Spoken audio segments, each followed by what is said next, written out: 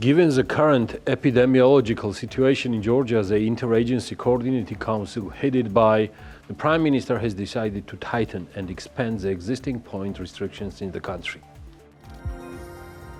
From November 28 to January 31st, nationwide restrictions apply to movement of persons from 9 p.m. to 5 a.m. both on foot and by vehicle, as well as being in public space. Exceptions will be New Year's Eve, December 31st, and Christmas Eve, January the 6th.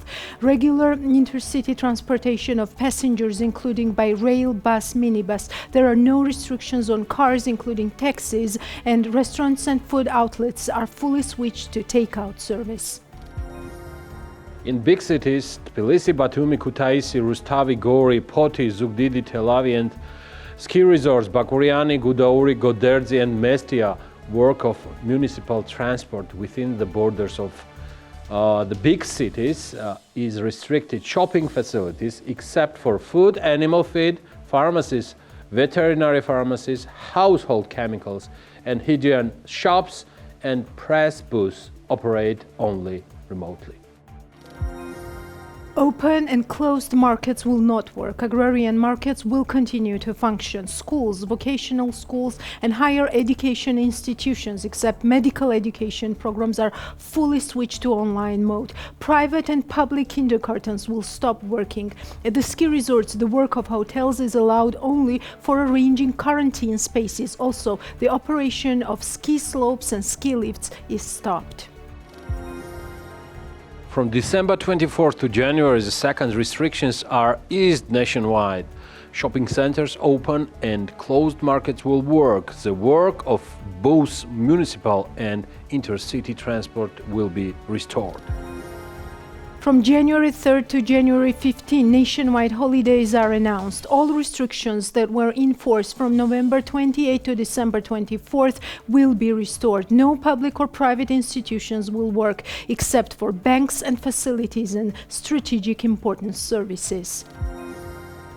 From January 16th to January 31st, nationwide municipal and intercity transport, trade facilities, and open and closed markets, except for weekends, will be restored. Transportation, trade facilities, and markets will stop working on weekends. During this period, the restrictions do not apply to state and private construction repair activities, banking and financial activities, operation of food, animal feed pharmacies, veterinary pharmacies, household chemicals and hygiene shops and press booths, delivery and takeout services, operation of beauty salons and aesthetic medicine centers, car service and technical inspection services, home appliance repair services, the operation of the agrarian market, and so forth. This is The Checkpoints, hosted and co-authored by Elena Kvantilashvili and myself. I'm Georgi Sakadze. It's Sunday, and we have gathered here to talk about business and economics. Yes, 10 p.m. is the time for the checkpoints during COVID-19 and beyond. And Georgi, since we have shared with our viewers the facts from the recent Interagency Coordination Council headed by the Prime Minister of Georgia, Giorgi Gakharia, who was the one to air the new point restrictions before turning to our agenda, let us briefly summarize what was the logic behind these decisions as explained by the government. I think that really makes sense, Elena, but even before that, let us remind our viewers what are the main numbers of COVID-19 in Georgia. According to the official statistics, Georgia has surpassed the 4,000 threshold of daily infected people from COVID-19. Death numbers are varying between the 30s and 40s range. Yes, Georgi, we all remember, and we had also reposted this infographic from New York Times to our BMG English Facebook page, how Georgia topped the list with highest number of infections during the last 7 days. Our viewers can see this infographic on their screens right now. Not something you would like to see, definitely. As for the explanations from the government on point restrictions and not the lockdown, as emphasized several times by the high-ranking officials, the main explanation is that Georgia must return back to August, when numbers were relatively low and our country had been recognized globally as one of the best performing countries in fighting the pandemic. We all would love to go back to that period. Georgi, you would also agree, but the government also acknowledges that the price of that performance was almost full lockdown of the country. And though today restrictions are not called the lockdown officially, they do bear their cost as well. And that's from 0.7% of GDP to 0.8% of GDP as estimated by the government, added to the projection of 5% downfall, which we already knew before these restrictions. And what's more, Georgi, these are not just numbers. These are the people getting poorer every day, left without jobs and facing lari depreciation and increased prices. Here is the government of Georgia maintains the position that the situation is tough, but it is still manageable and under control. Together with the restriction, it is also announced a support package for the fourth wave, which encompasses population as well as businesses. The volume of this package is 1.1 billion Georgian lari, and it will target both vulnerable groups in the society and in the business. The Minister of Finance, Ivane Machavariani, answered our question, which are the sources the government of Georgia will finance the aid package announced in parallel with the new restrictions. He said the state would not need to borrow new debt to finance this 1.1 billion. He also added that even though due to the crisis, the budget deficit of Georgia has increased, the country has a good reputation. Therefore, if necessary, it will be possible to attract new resources. And let us note here that the European Commission, on behalf of the EU, have this week made disbursements under its microfinancial assistance programs to Georgia, Jordan and Moldova. The disbursement of 100 million euros to Georgia and 250 million euros to Jordan are partly from the 3 billion emergency MFA package for 10 enlargement and neighborhood partners, which aims to help them limit the economic fallout of the coronavirus pandemic, and partly from operations approved in April 2018 for Georgia and January 2020 for Jordan. The disbursement of 50 million to Moldova comes entirely from 3 billion emergency MFA package. Yes, and let us highlight here that the disbursement of further tranches will be conditional on fulfilling the policy conditions laid down in these documents. We all know that the EU is not the only one. ADB, EBRD, IMF, and the World Bank have all disbursed tens of billions of dollars in coronavirus response packages to developing and emerging economies. The checkpoints talked to the ADB on this topic. A young professional, Duke Tran, sat down with us in a very interesting interview. I came across his blog on ADB with two very catching focuses, so to say. First, to tackle COVID-19, the aid should be coordinated. And second, the countries should adapt scenarios that match declining foreign aid. Well, it seems interesting, and so let's listen to ADB's Duke Tran for more. I read a very interesting blog on ADB's website with a very important focus at these times when we see what impact COVID-19 is having not only on health of countries, but also economies of the countries. What was the main message that you wanted to convey through this blog? I wrote this blog because I want people to pay more attention to the practices of international and regional cooperation during and after the pandemic. The Asian Development Bank and the World Bank both expect global poverty rate to increase for the first time in almost 2 decades. And that's a very bad thing. And as countries are closing borders, it's very difficult for economies to export and to invest in other economies, which make the situation much worse. The pandemic is draining resources very quickly, and as countries, some donors, they tag their foreign aid contribution to percentage of GDP. When their GDP drop, it's very clear that the foreign aid contribution might be fatigued and it may decrease. If I understand, you are leading to the point that development agencies might not be focusing on providing like only financial aid, but also providing like consultations, like coordination. Yes, yes. For example, I'm working on a technical assistance grant for the government of Georgia and the government of Armenia in strengthening economic corridor development. The grant is totally financed by the Asian Development Bank. Just got approved last month.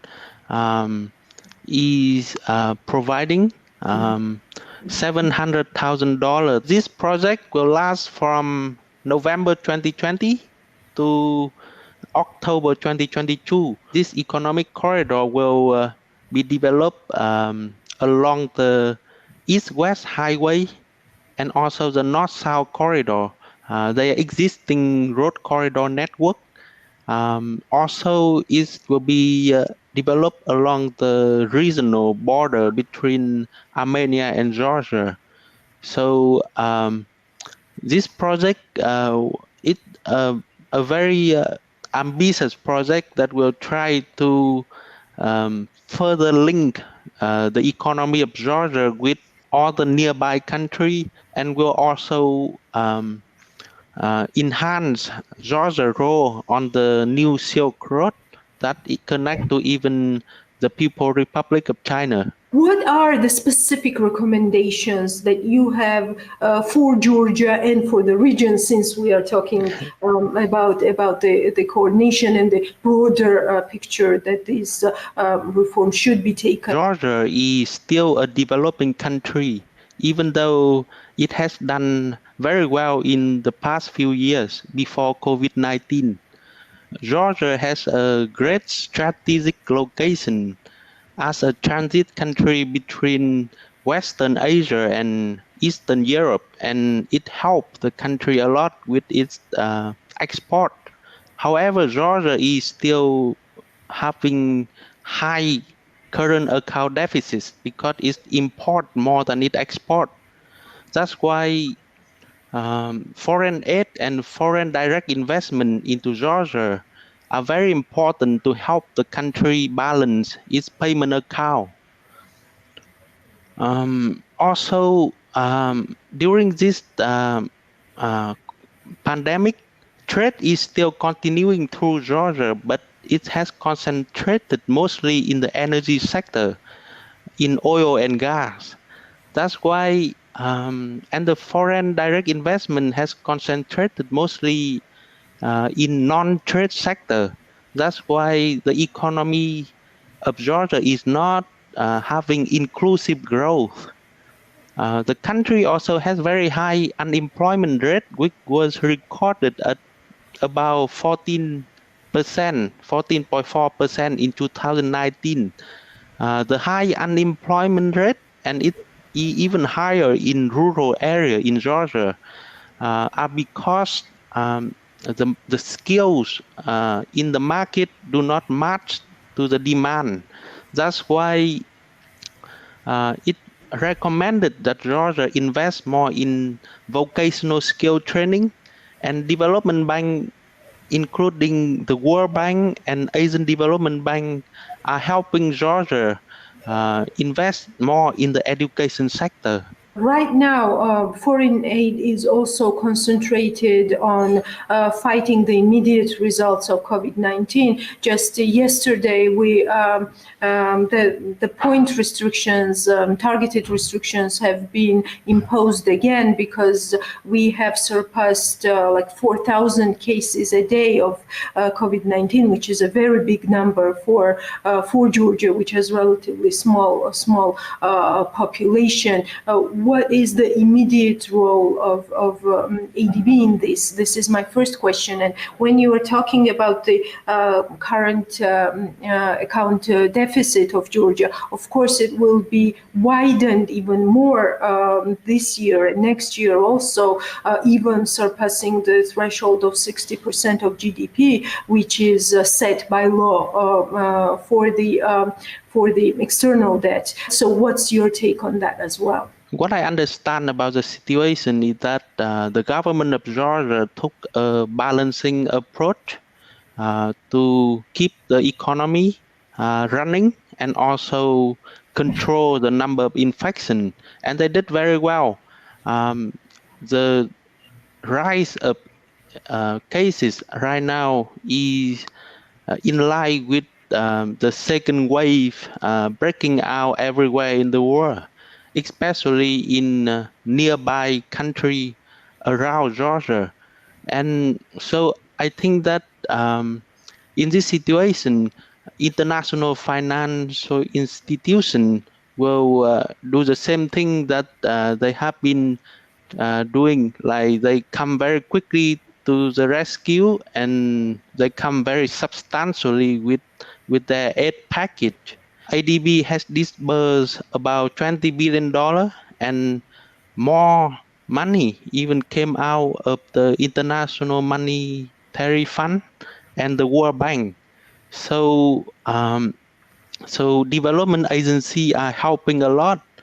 But I also want you to understand that the fiscal management of Georgia is very solid, and the country has a lot to go into next year. So not just about international financial institution help, but Georgia has very solid reserve, and they are doing it very cautiously. So I see no issue with foreign aid fatigue or reserve in Georgia. Thank you for the very interesting analysis. Yes. Bye. So investments is a topic that we will be touching in this program a little bit later. Before that, let's stay within spending frames and bring some Christmas spirit to the table, if that's possible nowadays. In figures, of course, this is our signature approach, so to say. Well, what I wanted to tell you is that Tbilisi City Hall has decided to spend up to 196,000 Georgian lari on Christmas lighting equipment and accessories, as well as Christmas tree decoration itself. As a simplified procurement documents show, which have been approved by the state procurement agencies, the relevant services to the City Hall will be provided by the Night Show Studio Ltd. The company is obliged to deliver the goods and provide related services no later than December 4th of 2020. According to the technical description of the purchase, around 103,000 Georgian lari is provided to decorate the Christmas tree itself, which Tbilisi City Hall bought last year for about 1 million Georgian lari. It is planned to transform the existing Christmas tree branches and make new branches. So life still goes on, and show must go on as well.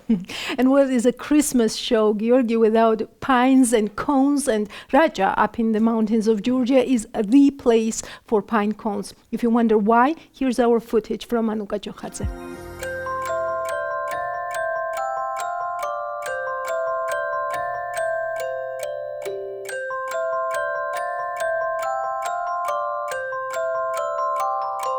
Blinking streets, Christmas markets, and people who are always in a hurry. Christmas is simply unimaginable without all of this. However, a similar picture is most often encountered in small towns of Europe. The real holiday starts with selecting and purchasing a Christmas tree for every single family. After making the purchase, we can confidently say that the mood is set, but perhaps few, if any, know that the main attribute of the Christmas holiday goes a long way before it is brought to Europe with colorful toys and light bulbs. Its homeland is not a European country, but a completely different place. The homeland of European Christmas trees is Georgia, specifically Raja. Tens of millions of live Christmas trees are sold in Europe every year, of which Rajuli, a Caucasian Sochi, has a large share. Unfortunately, Georgia is not so well known to the world in this direction.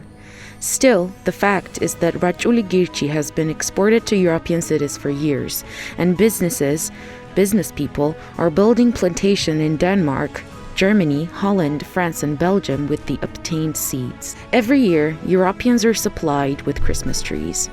Each year, after the traditional grape vintage is closed, a pine cone vintage is put in place. Ambrolauri Forest is full of people who are looking for cones, or more precisely, seeds hidden in cones. A total of 250 tons of Rajuli cones were harvested this year, the seeds of which will be fully exported. We put pine cones in tons, but the seeds are exported. Approximately 25,200 kilograms were exported in 2015, valued at more than 1,400,000 lari. As of 2020, we know that more than 3,000 kilograms already harvested. The market value of seeds is estimated at more than 500,000. The yield from the harvest, which will be exported by 8 licensed companies, is currently benefited only by the local municipality.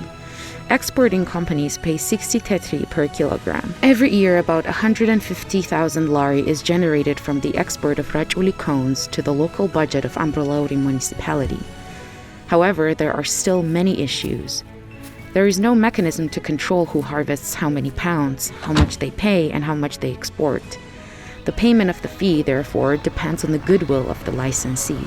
For the municipality to not lose revenue, the terms of the licenses and fees need to be changed. In this regard, we can't exercise full control. Our equipment was to take as many licenses as needed each year to pay the full amount so that there wouldn't be a possibility of hiding between picking and removing. There are also promises that it will grow accordingly, specifically the price per kilogram, which should become a lari. We will have an increase up to 300,000 lari. The revenue of the municipality will almost double. The companies that brought the 10-year licenses for Rajuli cone in 2009 are talking about the problems they face. In 2019, the permits expired, but the right was extended for another 2 years by the decision of the state. The company Fair Tree tells us that the cone seed market in Georgia is non-competitive and monopolistic. The product is exported from Georgia, but the market is in Europe. Georgia is not considered as a final product market.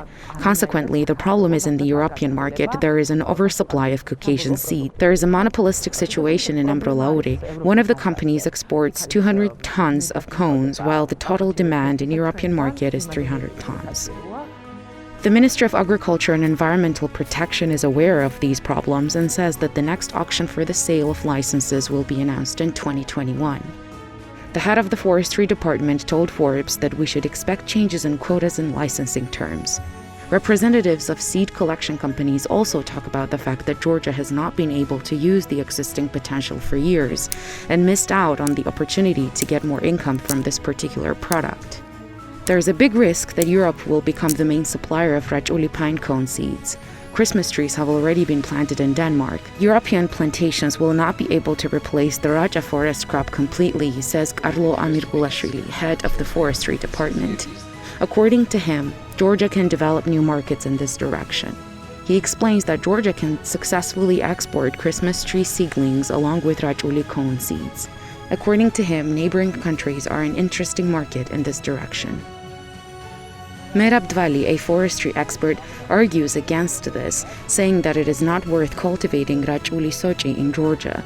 He said that the neighboring countries are fascinating in this direction, where there is a demand for ready-made Christmas trees. Still, to cultivate a new Christmas tree farm is better to thicken the existing forests, which will help the forest recover and benefit from exports.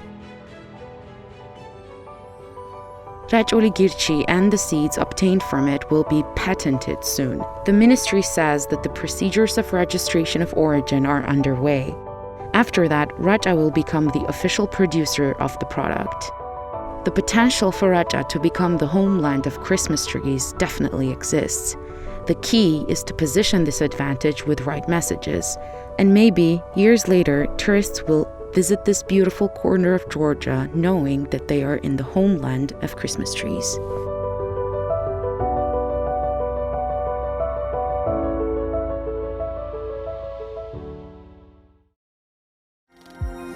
Yes, yes, Georgi. This year, 2020, the year of uncertainty, as we call it, and well deserved, I think, about 300 tons of raw cones were exported from Georgia to the European market. 45 million fir trees are sold from Georgia to Europe annually. 90% of the trees grow from Caucasian Sochi seeds taken from Raja. The main exporting countries are Germany, the Netherlands, France, and the United Kingdom. Let's hope Poland will also be interested after following and watching this program. And we know that the embassy will be definitely watching us now. And the reason is simple. Our journalist Tamte Dzidjavadze, who as it turns is responsible for bringing the voice of diplomats to the checkpoint, this time sat down with the ambassador of Poland. We can watch the interview right now. About 2 years ago, at the Georgian-Poland Business Forum, there was mentioned that Georgia is especially interesting for Polish companies with its strategic location and also access to various markets. So we are interested in your opinion. How do you think? What are our main, let's say, attractiveness? There is the headache of the Polish ambassador every day, let's say, problem that the situation is not so satisfactory as we would wish, as we would like to have. The level of Polish, let's say, Georgian trade of the, let's take 2019, is approximately $125 million, with the part of import from Georgia. It is about 20 million of dollars. It contains mostly food products, wine, which is very popular in Poland, fruits, nuts, and so on. But so why I say about this part of the trade, the import from Poland of the most popular products, agro and food production, shows the opportunity for Polish investors, for Polish companies, how we could develop it together in your country. And since the very beginning of my presence here, I started to work with Polish chambers of commerce from many different specializations, or let's say branches, to convince them to come here and to start, let's say, joint production, or at least, you know, there's the sector which is related to food industry, but it goes more to the packaging, more to the system of how to sell the product in a one nice package, how to offer the customer the best product in a good, let's say, in a good environment. And so Polish companies are very, let's say, excellent in it. We could bring to Georgia such know-how. We could work together, and so I tried. So it was kind of idea. So I invented just to concentrate in this area, in this field of cooperation. Mm-hmm. Unfortunately, we did not have a lot of success, and the problem lies also on the Polish side, Bath and Georgian.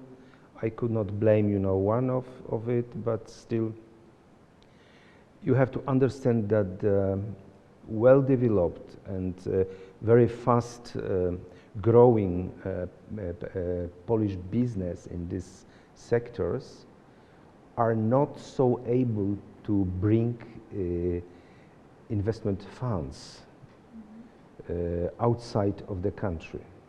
So, of course, the first problem is a distance. 3,000 kilometers or 4,000 kilometers, it is still a long distance when we take, not only the regular sale, the regular offering products like we could do it to Arab countries or to China, but they are more keen to, let's say, to concentrate on the in the region. I mean, the Central Europe, cooperation with EU countries neighboring from Poland, Germany, Slovak, Czech Republics, and so on. The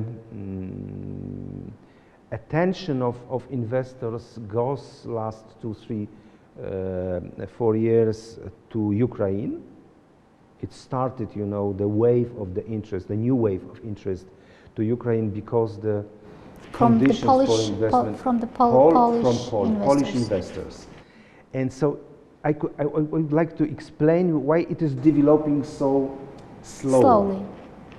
Why it is not so, why we are not as investors, Polish investors, however, well-developed, smart, and so on, they are not ready this day or last 2, 3 years during my stay here to come to Georgia and invest their money. But it takes time. Let's be patient, let's wait, and let's work. So you mentioned food and agriculture sector. What other sectors might be a particular interest from the side of Polish investors in Georgia? Last year I had a very serious meetings with numerous enterprises well interested in energy sector, particularly in the solar farms, and interested in developing building power plants and so on. So I hope that we could develop it. I organized some let's say interesting contacts with partners, specialists, engineers, professors in Georgia. As I know, these enterprises, they are working besides our let's say our involvement, knowledge, maybe? our involvement, and so I think that they are developing these projects because, as it is, a big one, what needs huge funds. It needs the involvement of banks, I mean the financial institutions, and it needs time, to prepare documentation and the application based on the experts' work, which is of course bilateral. I mean, the cooperation with the Georgian experts, Georgian clerks also, and specialists, and Polish one, and they are working as a particularly when it comes to these solar farms in some regions of. I do not want to leak, the information. Maybe it is secret for them, but they are very seriously interested in developing this sector. Many investors refrain from investing in Georgia because of the market size? Like we don't have the big Yes. sized 3, market? 4 million, it is Yeah. not so, so. So how do you think what should be done from our side in order to attract more foreign investments? To have more children, you know, and to grow up young generation who could be a consumer, and not to leave the country but stay here and develop your own homeland. Of course, I'm kidding, but still, I think the perspective for Georgia, not only for Georgia, in this region, Caucasus, South Caucasus, is to open the market for the others and to find, you know, the solutions to cooperate in a frame of a kind, let's say, Caucasus European Union. This is just after the Nagorno-Karabakh conflict is being completed, however, not satisfactory for at least one part. But still, we could start to rethink our approach to this problem of the unification of the.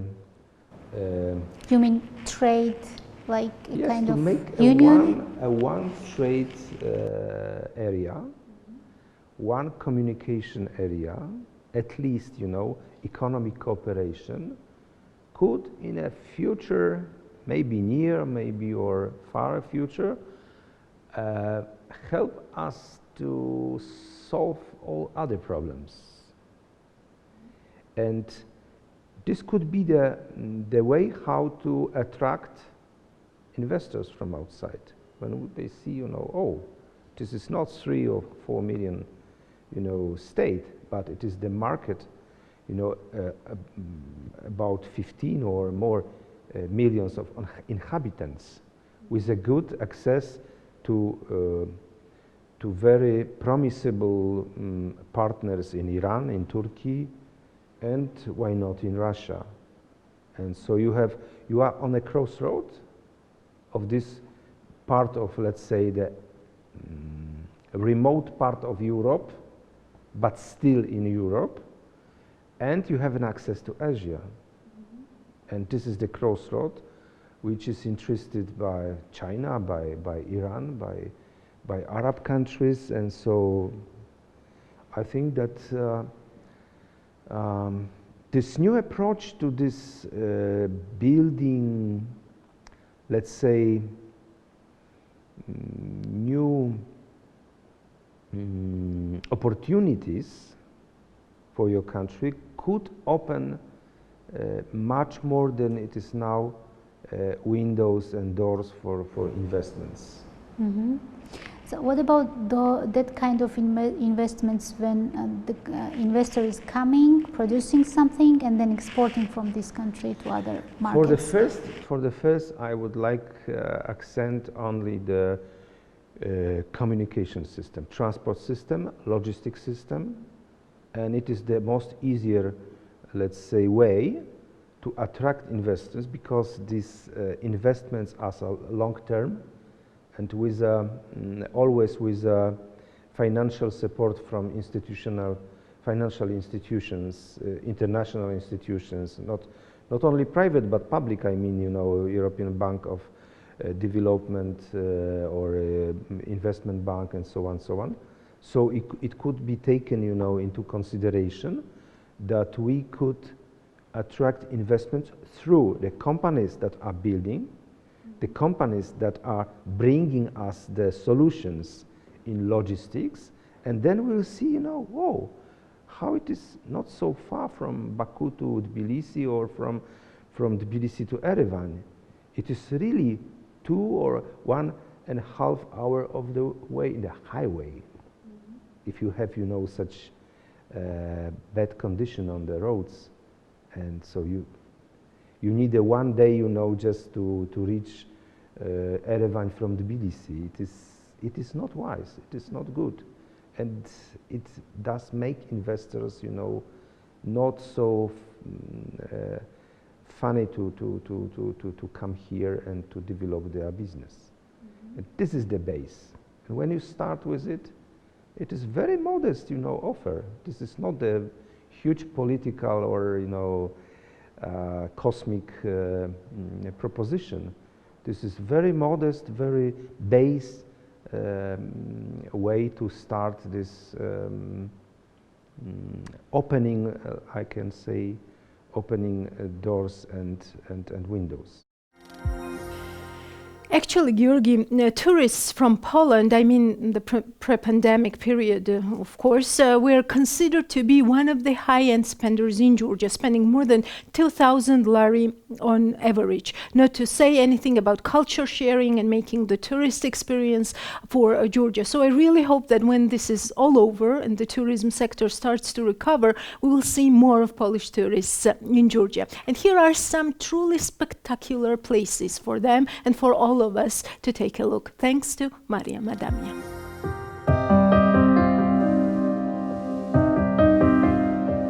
If you know how to relax, you will relax anywhere, but people are still very attracted to different experiences and emotions. Often, we prefer unconventional, interesting concept places and accommodations when it comes to vacation and relaxation. A few years ago, it was tough to get such a unique experience in Georgia. Only 1 or 2 places could be found, and their awareness was not high. One could not have imagined that very soon, the cottages could float on Lake Shaori, or a trailer in the forest would turn into a hotel. Probably no one would have thought of vacationing in a hotel hanging on a waterfall. But today, in the face of serious competition, there are relatively exotic, different, and unique resorts in all parts of the country, the main value of which is the idea and spaces built on those ideas. One of such spaces is a nest located on the lower shore of Hatzvali. You wake up and see the legendary, the snow-covered Ushba from the window. We didn't count or measure anything. We just dreamed and started building this dream with professional builders. This is the concept of the nest, the main value of which is the feeling of freedom. And exactly because of this feeling, this place is on the must-sees list from the day of its creation. We created a quite isolated space, but not so much that it's completely disconnected from everything else. Our space is in the forest. You can see Ushba from there. The place is quite exotic, and cottages are suited onto customers' needs to create maximum comfort.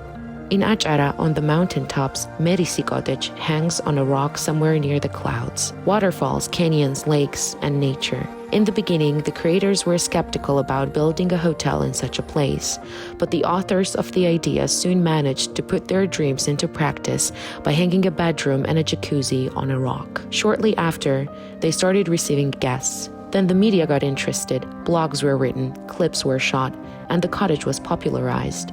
The popularity of the place extended beyond Georgia. The world did not leave it unattended. We didn't expect such massive positive feedback.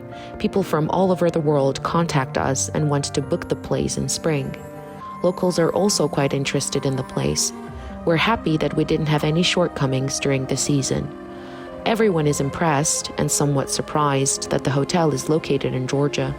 Everyone thinks that we're located somewhere else in the world, but we're in Georgia and we're proud of that. Many people probably felt that visiting the beautiful Sabaduri forest for a few hours is not enough. So Niko Tsivilashvili set up a trailer in a dense forest and set up a camp to allow people to share different experiences and feelings. There is a forest behind my house. My spouse and I bought a trailer, we fixed it, and put it behind the house. We got a lot of feedback. Many people wanted to book the place. We planned to open the space in November. However, representatives from the forestry department contacted us and said that they wouldn't allow commercial activities in the forest. We took the trailer in Sioni because I have a land next to the lake. I'm planning to put the trailer there and rent it out. We put a lot of work and love into it. In Sioni, another concept space was created in the very first lane of the lake, Sioni Glamping, both on water and on land, the idea of which was born and implemented during the pandemic. During this time of crisis, when we are running away from clusters and trying to save ourselves before the coronavirus vaccination arrives, we realize that vacationing alone might not be that bad. 1/3 of the entire Sioni water reservoir is a panorama. Sunset can be seen from the both balcony and the inner space. One of our services includes boating on the Sioni reservoir. Cycling will soon be added. From spring, we plan to add equestrian tours as well. The earth is too big for us to spend time in one place. As Mark Twain said, only two things we'll regret on deathbed, that we're a little loved and little traveled. So this must-see is designed to motivate us to have nothing to regret. See Georgia first and start thinking about the world after spring. Yes, Elena, looking at these places, it is so interesting to see that some need more investment, some less. But what is the most important, these are the people with the nose for investing, so to say. These are the people who know how to respond to the demand and, in some cases, how to help for the demand to be formed on the market. Definitely, Georgi. Our next interview with the investment bank, Galton Taggart, is basically on the same topic. You know that the investment bank has launched a new portal, which is basically for tracking the investment. What is important here is that this new product has been launched this year during pandemic, and as Galton Taggart tells us, primarily because of the demand that came from customers, and not vice versa when the demand needs to be boosted, as you mentioned, Georgi. I think this is a very interesting point, showing that the investment culture has a potential in Georgia, a very powerful message, especially these days. You would agree? Yeah, indeed, Elena, indeed. Let's hear more details from David Nishnianidze from Galton Taggart, our co-host from Business Morning. He is the one who sat down right now with the checkpoints this time.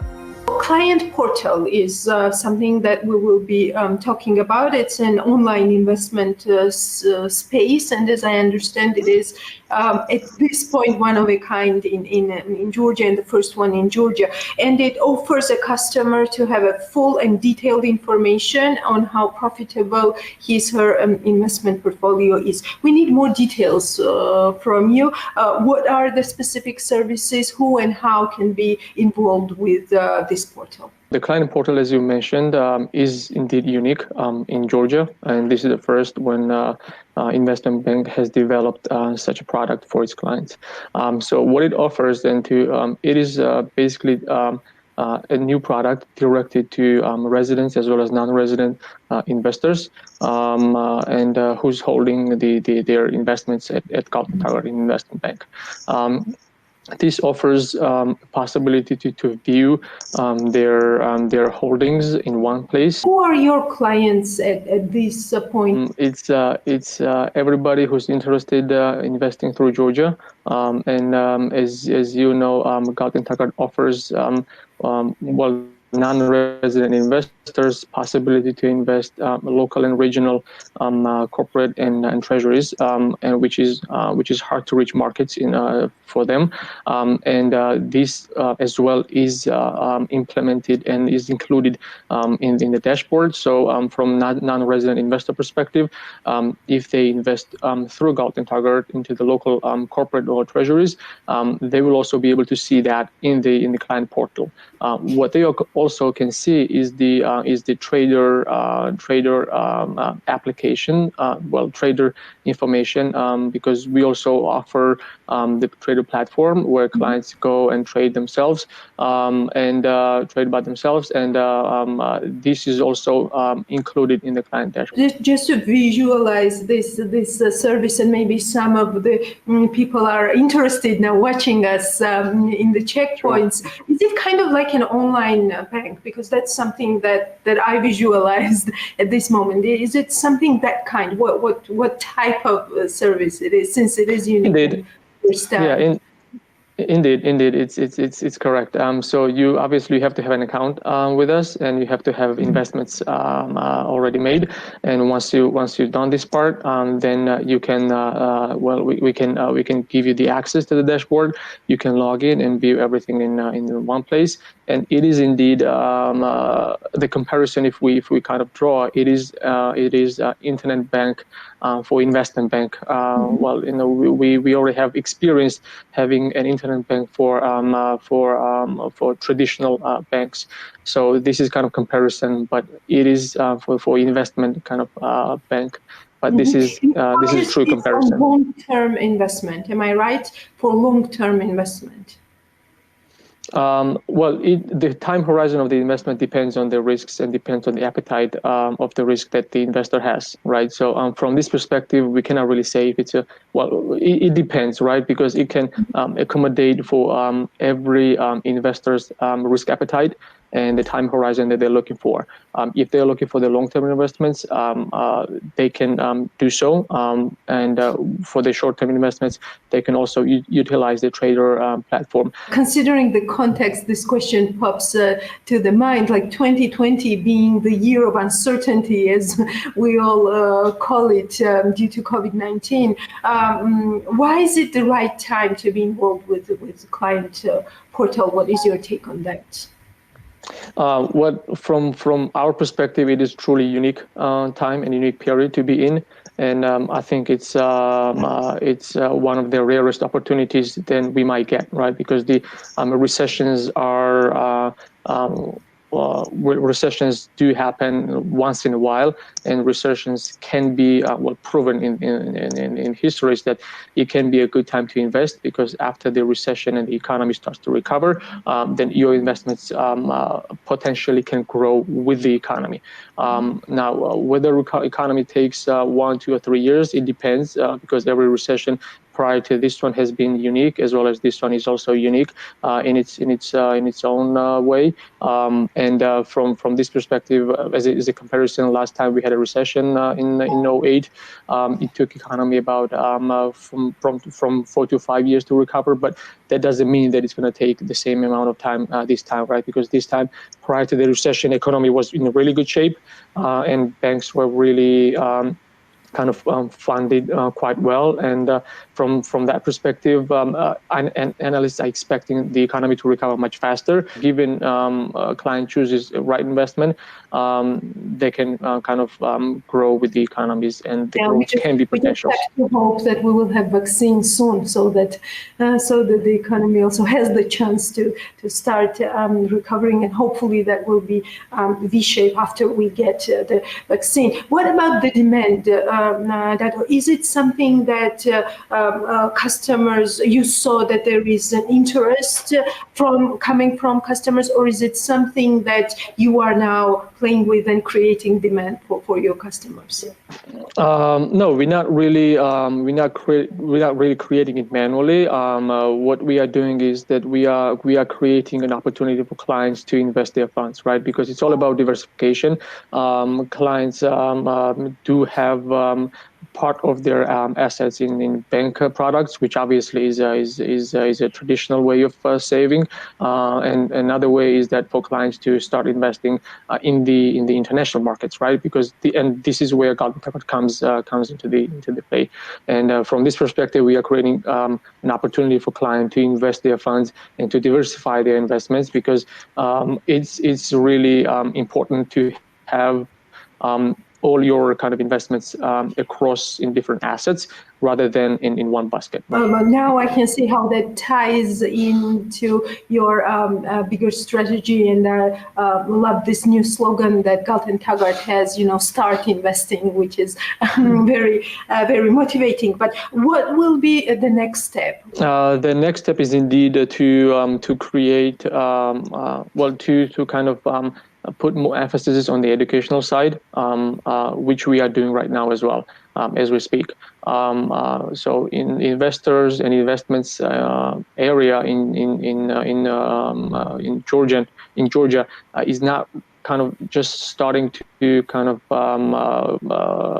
to develop. So from this perspective, Galton Taggart is taking an active role to educate investors or potential investors about financial and giving like a financial literacy. That's very interesting. What will be your approach? I mean, are you going to, for example, translate into Georgian some materials, or do you push the idea that if somebody wants to invest, then he or she needs to know the language of investment, which is obviously English? I mean, we would like to push investors as much as they would like to develop.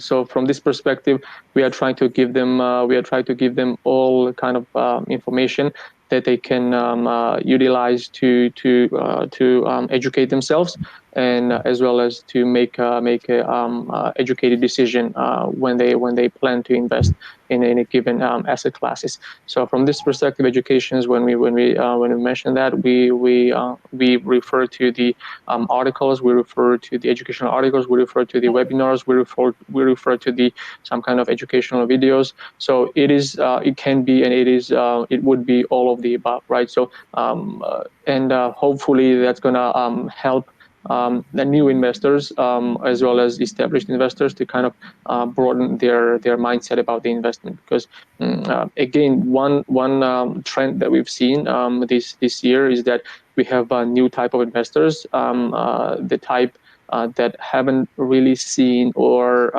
haven't really had an impact 2008 crisis on themselves, and it is Generation Z, what they call the folks that have been born after 1995, 1996 up until today. So this is kind of investor class that just started to kind of understand what the investments are, understand what the risks are associated to investment and to a given product. So this is type of investments and the investors that we would like to kind of guide and help, and hopefully we will get to a better place when we would have in Georgia. Is what I'm referring to. We would have in Georgia lots of educated investors, and they would know the meaning and the power of diversification. They would know that what risks and rewards certain asset classes, investing in certain asset classes would hold. And at the end of the day, once they make a decision, they will be confident in their actions. That's a very good job that you are doing there. Thank you so much for taking our questions. Sure. Thanks for the opportunities. Oh, Georgi, we, and not only us, the world has a very vivid example of a wise and well-targeted investment. Which we keep on talking Yes. about, not only because it is an interesting business case, which it is, but also because the origin of new billionaire is Georgia. And who does follow his steps very closely and professionally? Forbes, of course. This new article about Kaspi that appeared already the second time in a very short period of time in Forbes was also very interesting and eye-opening on investment. So Forbes does follow the money, as its slogan tells us, the $2 billion mystery behind the ownership of London-listed Kazakh fintech Kaspi. This was the title of the new article in Forbes. Yeah. Raising some questions about the recent deal, Forbes, in its new article, highlights that Kaspi's mobile payments and banking app is used by around half of Kazakhstan's 18 million people. And in less than a decade, the company has helped begin winning the country of using cash, claiming in September that daily active users of the app had increased 172% over the prior year. Kaspi says it now accounts for 68% of all electronic transactions in Kazakhstan, a payments footprint almost twice the size of all its competitors combined, including Visa and MasterCard. We also follow the story very closely. And now more from our traditional rubrics from Salome Jepashvili and Mariam Adamia, who showcase entrepreneurs that produce in Georgia or have achieved what they have achieved in a relatively young age and have the whole future ahead. Let's start with KPMG Georgia and Jaba Gwelebianizen from the list on 30 under 30. The young man who is responsible for managing and developing the legal practice and the provision of immigration services, major merger acquisition transactions, and customer representation services. This is a brief description of the department headed by Jaba Gwelebiani and showcased by Mariam Adamian in the checkpoints.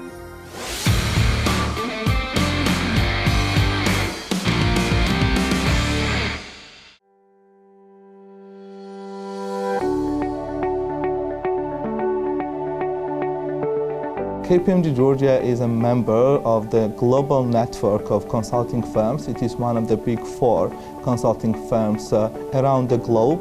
existence of our company in Georgia on Georgian market is one of the great attraction points for the foreign investors coming to Georgia and interested in getting the globally experienced consultancy services. At the same time, having the international firm at the country gives the local businesses opportunities to expand their understanding of the global economy, global markets, and therefore give them more opportunities in terms of expanding beyond the borders of Georgia. So considering all of this, the existence of KPMG, which has been here for years, is a great possibility for our country to be more competitive on international market as well. One of the most important projects that we as a legal team have done in Georgia, in KPMG Georgia, was a multi-million litigation in the civil court. This litigation ended up with our client winning the case. We believe that the court decision in this case has a potential of becoming precedential in its nature, because we managed to win the case and demonstrate in court some alternative and innovative mechanisms how to protect the rights of individuals by using the civil court procedures. KPMG Georgia Legal Service is currently trying to increase its standing on the local market. We are planning to expand our business to cover more of local and international clients willing to come and invest in Georgia, and therefore we plan to become competitive and to stay competitive among the Georgian law firms, international law firms, and other big four consulting firms who have been on market for a longer period than we did. And one of the problems we are all aware of is the problem of independent judiciary. And the problem of the qualification of judiciary. And although several reforms have been undertaken, we are still quite far away from the situation when the court system would meet its expectations and would ensure the due protection of the rights. However, at the same time, considering this lack of sufficient judiciary, Georgia has undertaken several reforms for promotion of commercial arbitration. However, arbitration can never replace the court system, and it is of utmost importance to achieve the level of independence and qualification of judiciary as is required for maintaining democracy in the country. Shenit, the title, which can be interpreted in two main ways if you combine Georgian and English, like by yourself or like you eat. And both of these aspects are well blended into one brand, the company Shenit, which delivers to Georgian families more than 58 detailed receipts with high-quality ingredients. The idea of the business had been formed 2 years ago, but the pandemic surged its relevance even more, counting more than 100 loyal customers to the point. Irakli Khundadze, founder of Innovative Approach to Cooking and More, Shenit in Salome Jibashvili's footage.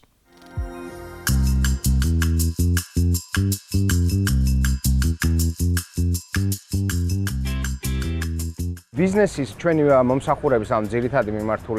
main point of our service is to provide customers with high-quality ingredients and detailed recipes at home, which will help chefs to prepare a dish easily and comfortably. The idea came about 2 years ago, but it mainly involved seasonal dishes. The idea was implemented over the summer. All the sentences during our talks started and ended with the words Shenit, which means by yourself in Georgian. Suddenly, the idea clicked, since the ending of the word Shenit involves the English word eat. So we called it Shenit. I think the name corresponds exactly to the product we offer to our customers. As for the initial investment, it amounted to 50,000 lari. We entered the market on September 5th and offered 54 types of dishes. Our main credo is to add new dishes to our menu. At this point, we have added 4 more. We actually spend a lot of time preparing these 58 type of dishes. We do not have traditional Georgian dishes on the presented menu. All of them are international. They are easy to prepare at home. At this stage, we don't have desserts. In a month, we have reached about 100 clients. The project is innovative. We focus on premium and high-quality products. We supply products from high-quality brands throughout Georgia. The service we offer corresponds to the price and quality of the product. We were going to implement the project Chvenit, which means by ourselves in Georgian, and includes workshops for cooking. Due to the current epidemiological situation, we decided to move it to next year. We're also working on adapting Georgian cuisine, which will be fit onto foreigners living in Georgia. In the future, we plan to prepare a large volume of dishes, as well as the introduction of a children's menu that will make it easier for parents to prepare. Our company works with 2 co-founders only, including myself. So, since our main focus is business, the American Chamber of Commerce in Georgia held the election of a new board of directors, including Sarah Williamson, Senior Vice President and co-owner of UGT Group, as the new president of AmCham Georgia. Other officers elected along with Ms. Williamson were Irakli Bayedashvili, GMT Group, who was elected as first vice president, and Michael Kaugil, Georgian American University, as vice president treasurer. The rest of the board elected were Radoslav Dudalensky, Cross Country Georgia, Colin Donahue, Optimal Digital and Startup Green, Otar Gipshidze, Denton, Georgia, Sergei Kobakhidze, PwC Georgia, Jordi Kujit, Redison, Katie Kwartskava, BLC, Sandro Shelia, Conformity Assessment International, George Tchelidze, TBC Bank, and Betsy Haskell also rejoined the board as ex-official advisor. Let me then reiterate what Sarah Williamson said upon her election as president of AmCham Georgia. Here is the direct quote. AmCham is the leading international business association in Georgia because we have worked consistently to support our members, encourage the development and westernization of the Georgian business environment, and help maintain Georgia's ever-important transatlantic relationship. Our membership and Georgia generally face so many challenges at the current time, so AmCham's work is more important than ever. Over the coming months, we will be particularly focused to support our membership and work with the government to ensure the fastest economic recovery possible. Georgia remains a fantastic place to do business. I have been in Georgia for 23 years and still see great opportunities and potential for the future. The challenges ahead will be considerable, but I am sure that if we all pull together, we can do fantastic things in the coming year. Quite inspirational. Definitely can't say more. Just to highlight the importance of AmCham Georgia during the unprecedented period of COVID and political crisis, presented our warmest regards to the AmCham team and board. We do hope the 23rd operational, I should be right, upcoming year will be serving as usual for the best interests of the business community in Georgia, both locals and foreign businesses, especially U.S. investors. Congrats to Sarah and good luck. The best is yet to come.